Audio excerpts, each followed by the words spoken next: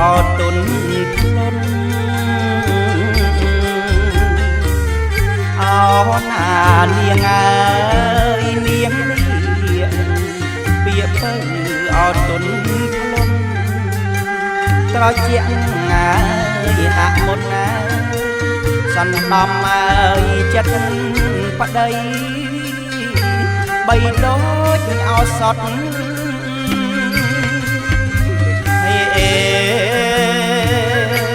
ឲ្យប្តីស្រយត់ឲ្យប្តីស្រយត់ស្លុតស្លង់អារម្មណ៍ស្លុតស្លង់អារម្មណ៍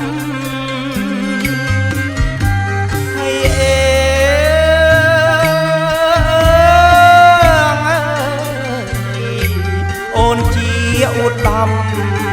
ភរិយាអូននៃបងភរិយានៃបងអោណាផលឡាបាញ់ឆ្ងាញ់នៅចាញ់អូននួនល្អ